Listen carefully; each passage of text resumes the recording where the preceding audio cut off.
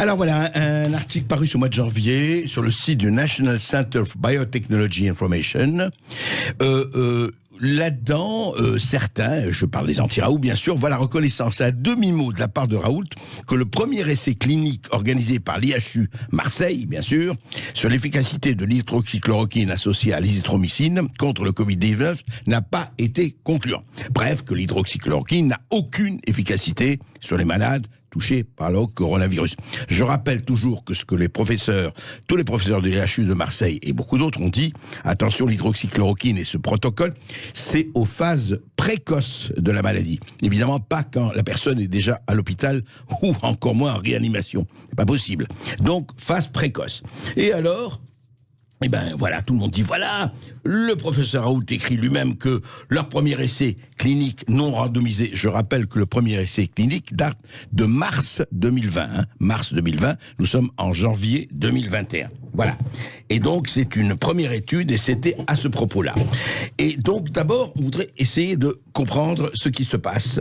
Et d'ailleurs, Didier Raoult a lui-même tweeté ce matin l'efficacité de HCQ, l'hydroxychloroquine et de l'azithromycine pour réduire la durée du portage viral, parce que c'est bien ça, c'est réduire la durée de la charge virale. Montré dans l'étude IGAA, a été confirmé avec par la suite la démonstration d'une efficacité sur la mortalité. Nous n'avons jamais changé d'avis, dit-il. Alors, professeur Parola, bonjour. Bonjour. Bonjour.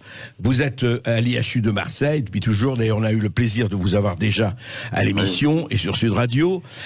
Dites-moi, cette polémique, c'est quoi? C'est encore... parce que cette fois-ci, encore une fois, je ne discute pas du fond, mais de dire, ah oui, mais Raoult lui-même reconnaît qu'il s'est trompé.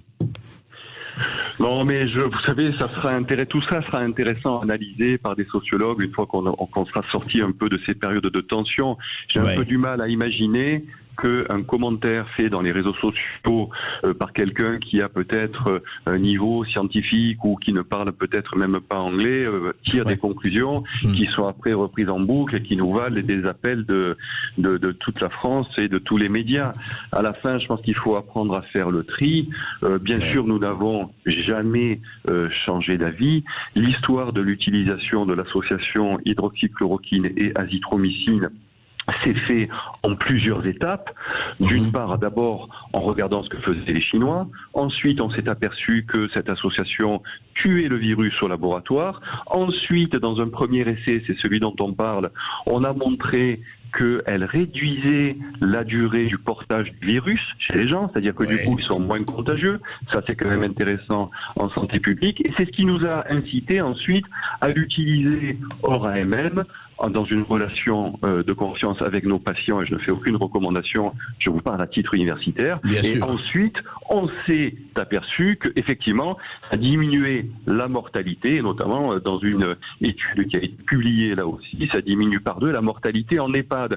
Donc, il y a un raccourci entre l'étude préliminaire qui montrait d'abord la diminution du portage. Celle de mars 2020, c'est ça, celle de mars 2020? Oui, la première, voilà, celle qui a été beaucoup discutée, où effectivement, dans cette étude-là, c'était sur réduction de la durée du portage virus. Et ensuite, nous avons publié une étude, plusieurs, mais la dernière avec plus de 3500 patients, qui montrait une diminution de la mortalité. Mais vous l'avez dit d'ailleurs, puisque je vous ai entendu, l'intérêt de ce traitement, il est dans la stratégie globale, qui est le diagnostic précoce, l'accès précoce à l'oxygène au docteur, et ensuite à ce traitement. C'est ce que nous pensons, comme beaucoup d'équipes à l'international. Voilà. Après, qu'il y ait du buzz autour de quelqu'un qui met sur les réseaux sociaux une interprétation partielle et erronée, là, je vous avoue que je ne peux pas faire grand-chose.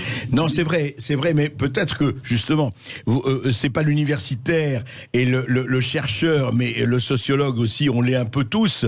C'est quand même une science humaine, c'est un peu autre chose. Mais c'est vrai que quand on entend, d'ailleurs, ça a été corrigé, enfin, beaucoup de gens ont réagi sur les réseaux sociaux, y compris en disant, je crois que Twitter, dit Vincent Glade, par exemple, fait une erreur d'analyse en proclamant que Didier Raoult a reconnu une inefficacité de son traitement à base d'hydroxychloroquine. Au contraire, il persiste et signe. Et donc, il y a eu effectivement des répliques à cela.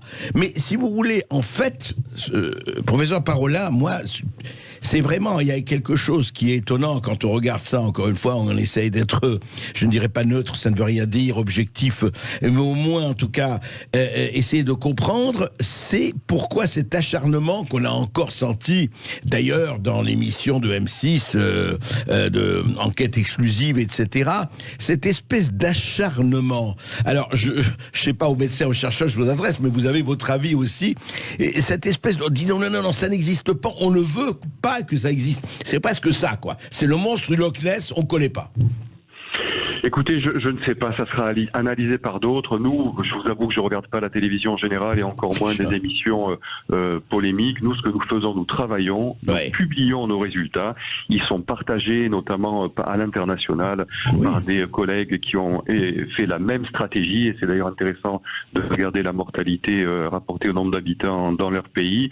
C'est une leçon également sur le côté médiatique, et pardon de vous dire ça, mais ce que nous faisons, c'est pour cela que nous faisons des vidéos pédagogiques, que nous avons une chaîne YouTube qui fait près d'1 million d'audits chaque semaine, mais qui nous permet de donner un message, de donner des résultats, d'ailleurs qui sont retransmis aux autorités en général avant nos communications. Voilà.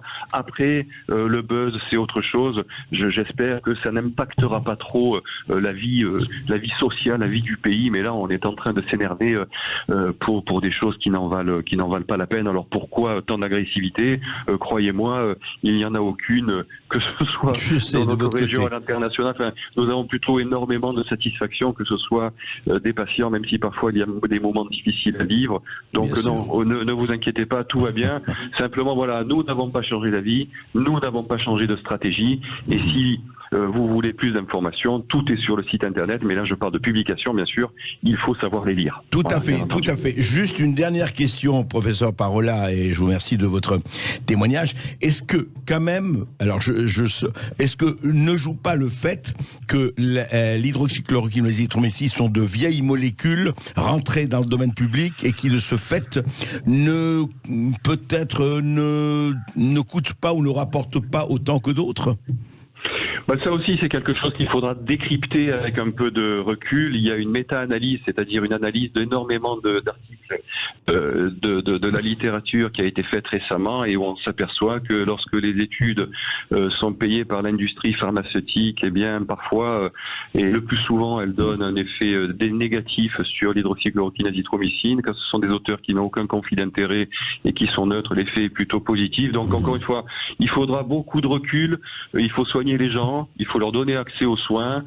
Avec les éléments que nous avons eus, nous avons pris nos responsabilités en informant les patients. Il faudra voir après, mais bien entendu, les conflits d'intérêts et le fait que maladie nouvelle égale médicament nouveau est quelque chose qu'il faut peut-être revoir et plutôt faire ce qu'on appelle du repositioning. Il y a des molécules qui ont été trouvées pour quelque chose il y a des dizaines d'années qui marcheront peut-être pour des maladies à découvrir. Voilà, il ne faut pas oublier. Merci beaucoup, professeur Parola. Merci professeur Parola. Je rappelle, un chef du service maladies infectieuses à l'IHU de Marseille. Et nous rappelons ce qu'il vient de nous dire. Nous n'avons pas changé d'avis. Nous n'avons pas changé de stratégie. Voilà le professeur Parola qui confirme aussi le tweet de Didier Raoult de ce matin. Alors de quoi ce bad buzz, on va dire, est-il le nom, quel nom et pourquoi? Vous pouvez aussi nous appeler au 0826 300 300. On vous attend.